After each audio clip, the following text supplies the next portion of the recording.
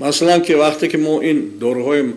مثلا برای نستایک برای قند گفتیم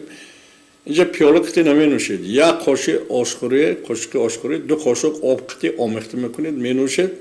الکای قند شما خودش پس میشد. برای اینکه ما گیاهایی که قند پس میکند همینه در سپیرت نستایک کردیم. و چیزی دیگر برای آروم کردن اعصاب همین ما از طبیعت گرفتیم. خیلی که موضوع ما همین طبیعت درمان هست. حاضر ما نقشه داریم که برای که آبها گوناگون هستند، دراز عمری انسان از ترکیب آب وابستگی هست.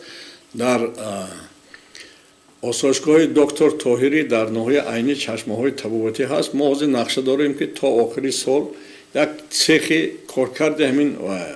نستایک‌های در ناحیه عینی تشکیل کنیم و مردم لازم دارند آماده میگیرند. مثلا همین دارویی که من اختراع کردم در تاشکند در ازبکستان رجیستراسیون شدگیش نه،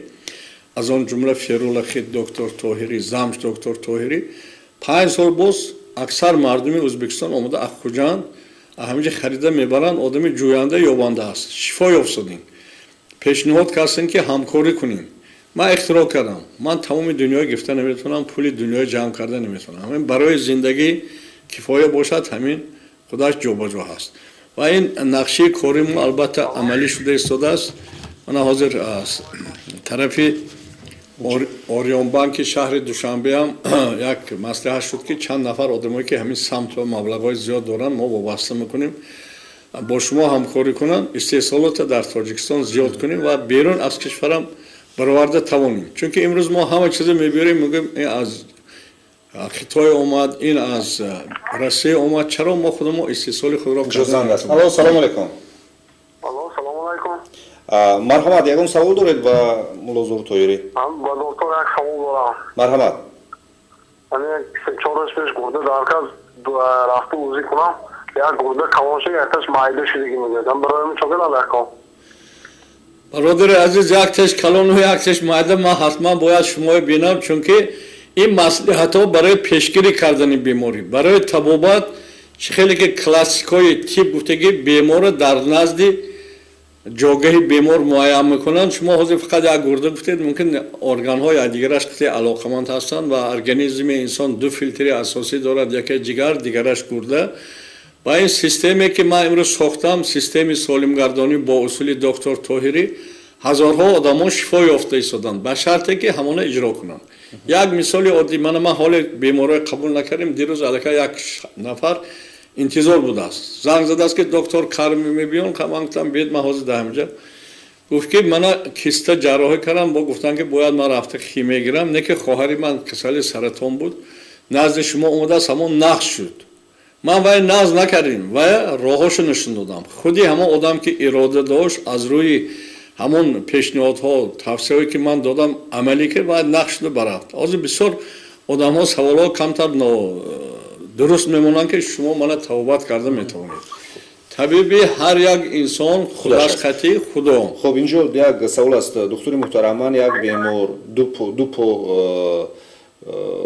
دو پای هم در میکند، چند بار لیچن گرفتم نتیجهش نیست، آخرین مراتب MLT کردم، دکترها میگویند که دو راهش است، یا اپراتسیا یا اینکه لیچنی و اگر جویشون انیق باشد من میگفتن من رفته چی میکردم. جوی من انیق قاضی شما تلفن های قرائت میکنید داخل بازار پنجشنبه فروشگاه محصولات های دکتر طاهری قریب تمام مردم شهر خوجام بابا جان غفور مثلا همین روز قبولی من از اسفره میبیان علاقه من به زنگ زدن، از استرافشان میبیان، از مچا میبیان. چون که آدم ها مثلا برای چی من خوجام میبیام؟ برای اینکه همه هر یک آدم آواره شده دوشنبه بمیرد، راهپولی جای خوب کمش هزار است. من برای خدمتم برای خلقی همینجا میبیام، میبینم توصیه میتم، نوشته میتم، بیمارا شفا میبینم به شرطی که اجرا کنم. دوستان عزیز، رقم های همین فروشگاه مساعات های طبی دکتر طاهری این 92 880 22 51 و 92 762 24 26 است. الو شما میتونید که زنگ زنید به همین رقم ها زنگ زنید، نامنویس کنید و با صورت درکاری نزد دکتر طاهری بیایید. خب السلام علیکم من گپاتیت بی رو توات السلام علیکم گپاتیت بی رو توات کرده می شود و شما توات کرده می توانید کی و کجا رفته شما رو یابیم میگویند یاسمن جان خوش این سوال با قبلا من هم جواب دادم برای که یکم باور کنید همه چی از زیرشعور انسان وابسته است وقتی که همون بیمار قبول دکتر بمیره تحلیل میکنند میگوید شما گپاتیت قبلا میگفتن که کسی که گپاتیت باشد عمری دراز نمیبیند الکی همین برنامه عمری انسان کوتاه میکنند همین فکر همین اندیشه فکر دویمش مثلا سپید گفتن که دوام 1 سال با بیمارو میمورن نمردن 17 سال با کووید هم برآمد اگر شما برنامه ماینی سرتون رو تغییر دهید از خدا عذر پرسید گناه من بخش گفتم که رنجانده باشید بعد اون برنامه ما هست باید گوید که من سالم من جوان من خوشرو من بوی من با دولت من 7 سال اون میبینم پروگرام میشد اینجا شما باورتون اعتقادتون خودتون زیاد میشد نظم میشید مثلا همون دوره‌های جنگ به آدمایی که جنگ بوی میدادن رو افتاده میشدن تیز میمردن یا که زخمای اونها دیر وای میشد آدمایی که غلبه میکردن تیز شفا میافتن نظم میشدن اینجا هم این تاثیر سخن است سخن زهر و پازهر و گرم است و سرد سخن تلخ و شیرین و درمان درد یک سخن کدی مثال درد شما نیست میشه برای همین سوالی که نوام دادن که گرده های من دیگر چی هست بار دیگر میگم که من در پروسس کارم در کاری بالا در شعبه احیا رانیماسیا زیاده از 2000 بیمارها وقتی که میفهمیدن رفته چاق میکردیم درونی انسان رو نظم میدونم رگ‌های خونگذار دیامترش دیگر چیز و فیلتری دومی شما گرده نسخورده میکنه گرده تون که نسخور کرد تمام بغم دردتون نشده میکنه یعنی نفری که گفتن گپاتیت رو توات میکنید نزد شما بیاین معلومات اون دوره که ما اختراع کرده بودم فیرولازم اکثر همین اسفر کونی بادام بسیار آدم‌ها خودش آمده بعد قبول کردن چون که یکم من کد وقتی که فهمیدم شما معنی پروگرام میکنید خودش گفتم بعد 2 ماه رفتیم آنالیز کردیم همون گپاتیت نیست شده است خب اینجا زنگ است الو السلام علیکم سلام علیکم مرحبا سوال شما من آلما آکونی بودم اما دکتر بسیار میدیدم اما نمیاد نفهمیدم یک بار دیگر نمبر تلفنشون هست رقم تلفن 92 880 22 51 92 762 24 26 92 880 22 51 22 ببخشید این این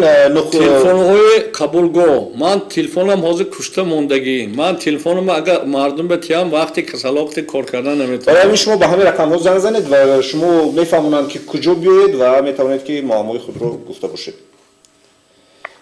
خب اینجا یک